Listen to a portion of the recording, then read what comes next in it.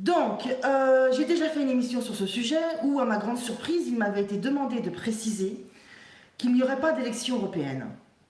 On m'a parlé de putsch. Cristallisation fin février. Mi-mars, fini. Son château s'écroulera en avril. Donc, affaire judiciaire. C'est par les affaires qu'il faut le faire renoncer. C'est quelqu'un d'extrêmement déterminé. Il ne partira que lorsqu'il comprendra que c'est trop cuit pour lui. Donc, idéalement, avant que quelqu'un en arrive à appuyer sur la gâchette pour de bon, ce serait mieux de réussir à le convaincre de renoncer par le biais des affaires judiciaires, sachant qu'il y a un certain nombre de journalistes qui ont encore des informations sous le coude. Moi, la façon dont on m'annonce les choses, c'est en train de devenir une question de vie ou de mort, tellement il y a un nombre de personnes grandissant qui ont envie que ça s'arrête. Donc, je ne suis pas pour ce genre de choses. Si j'en parle, c'est justement parce que je ne suis pas ce genre de choses. Et pourtant, s'il y en a une qui en a ras-le-bol du bonhomme, c'est moi. Mais pas de cette manière-là. Bon sang, pas de cette manière-là. Il vaut mieux que ça se passe sans aller jusqu'à ce niveau-là de violence. Donc, s'il vous plaît, bon sang, finissez de sortir les informations que vous avez à sortir. Qu'on en finisse, mais pas par un cercueil, s'il vous plaît.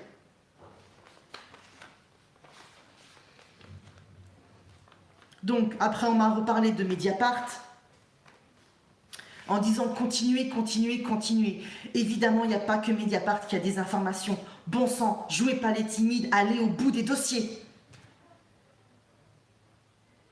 Parce que vu le nombre de blessés de guerre qu'il y a du côté des Gilets jaunes, il y a un bon paquet de monde qui commence à vouloir passer à l'acte.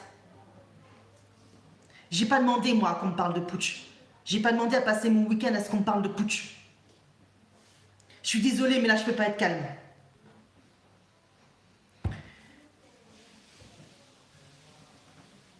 Les autres journalistes, les autres titres ont aussi le droit de sortir des affaires. Il n'y a pas que ce qui est sorti à l'heure actuelle. Il n'y a encore rien qui est sorti sur elle. Alors que les dossiers qui sont le plus à même de le faire tomber, ce sont les dossiers sur son officiel.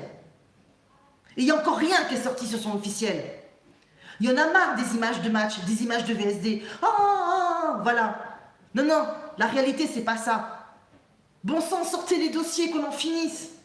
Mais de la bonne manière, de manière légale, de manière honorable pour la France, bon sang, sans avoir à avoir des images de cercueil à la télé. S'il vous plaît.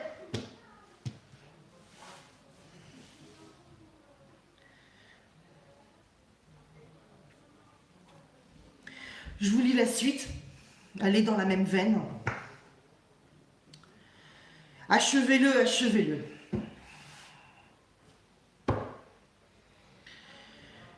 Donc, pour ceux qui n'auraient pas encore compris, ce ne sont pas mes mots à moi, ce sont des mots que j'ai réceptionnés en médiumnité. Et c'est là où il faut que je vous explique. La France, c'est pas n'importe quel pays. La France, même si ceux qui y vivent se soucient principalement d'eux avant le reste du monde, et ça peut se comprendre, c'est le cas dans tous les pays. La question, elle n'est pas là. Mais indépendamment de ça, la France n'est pas n'importe quel pays. La France a un devoir d'exemplarité. Et on ne peut pas avoir n'importe quel président. Le pseudo normal, mou, qui a précédé, qui a passé son quinquennat à rien foutre, à part parler aux journalistes, c'était déjà pas glorieux et c'était déjà pas celui qu'il fallait. Celui qui est à l'heure actuelle à l'Élysée, il avait une chance de bien faire. Il avait une réelle chance de vraiment bien faire. Estandouille! Moi, Jupiter, moi et mes amis, moi et ma vieille. Putain, mais il a rien compris, quoi. Il était au service de la France, au service des Français, pas au service de son fessier et de son orgueil. Première chose. Deuxième chose, vu le nombre de blessés de guerre qu'il y a à l'heure actuelle, par rapport à l'au-delà, Parce qu'il n'y a pas que la réalité physique. Hein. La vie physique, elle est temporaire. Il n'y a pas que la loi des hommes, il y a la loi avec un L majuscule. Et tout le monde y doit rendre des comptes. Quand on prétend aider son pays, quand on prétend à la présidence pour vraiment réformer et faire les choses bien pour son pays, on ne s'accroche pas pendant des mois et des mois, alors que tout le monde veut qu'on parte. On ne compte pas les morts et les blessés, les épargnés. En étant confortablement assis dans son fauteuil à l'Élysée, ou avec son micro à faire son marathon de campagne électorale en faisant semblant de faire un débat qui n'en est pas un. Sa légitimité, il l'avait au début. Il a lui-même déchiré sa légitimité.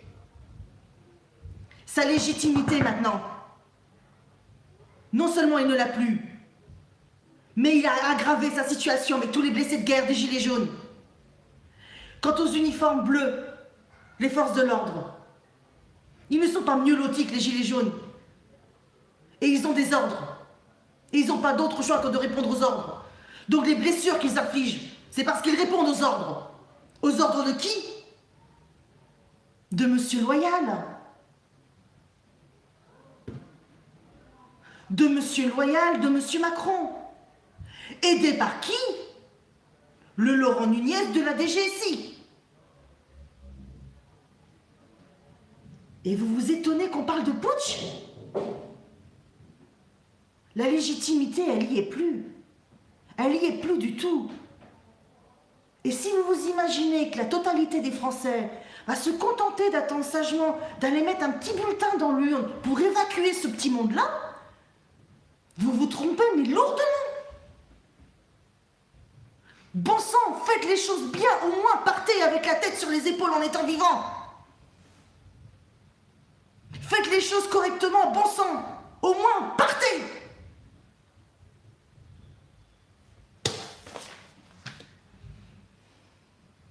La France n'est pas n'importe quel pays. La France doit avoir à sa tête quelqu'un qui en est digne. Et sa dignité, il peut la planquer sous n'importe quel costard à je ne sais quel prix. Il ne l'a plus.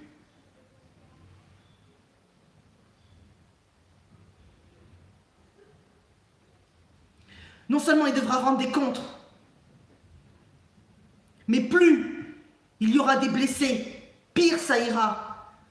Plus les gens qui le combattent, eux, vont gagner en légitimité. Il prétend être le dernier rempart contre le populisme, mais il déroule le tapis rouge pour le populisme. Plus il s'accroche, plus il y aura des éborgnés, plus il y aura des blessés de guerre. Et plus il leur ouvrira la porte. Il fait exactement l'inverse de tout ce qu'il a promis. Et en continuant de s'accrocher, il n'arrête pas d'empirer les choses. Bon sang, les dossiers que vous avez sur lui, sortez-les. Qu'on puisse sortir de cette situation la tête haute, sans avoir à marcher derrière un cercueil. Parce qu'il est suffisamment orgueilleux pour s'enorgueillir jusque-là.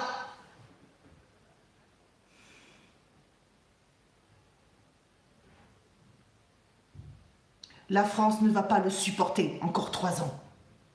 Arrêtez de l'espérer. Faites les choses bien pour une fois. Et soulagez ce pays de votre présence.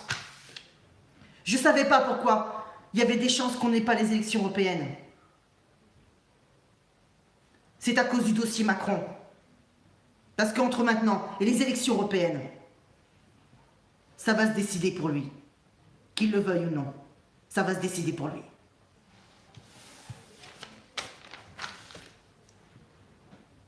Et en arriver là, alors qu'il avait une vraie chance, c'est encore pire.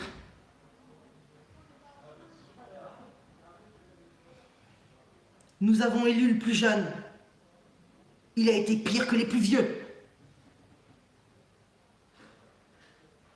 C'est pas son âge et ses costards qui vont le planquer. C'est trop tard. Maintenant, il y a 2 options.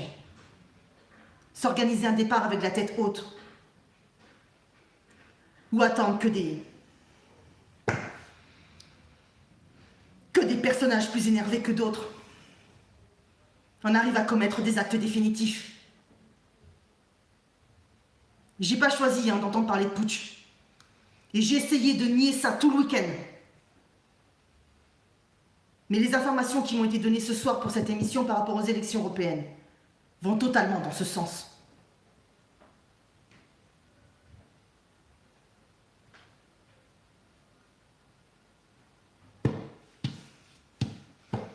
Désolée pour l'énervement, j'ai mal à mon pays. Excusez-moi pour vos questions, mais là, je suis pas en état de vous répondre. Je préfère vous dire à demain parce que là, je vais pas pouvoir rester. Il vaut mieux que j'arrête là pour ce soir. Excusez-moi pour les questions auxquelles j'ai pas répondu ce soir, mais j'y répondrai plutôt demain. Bonne soirée quand même, et à demain.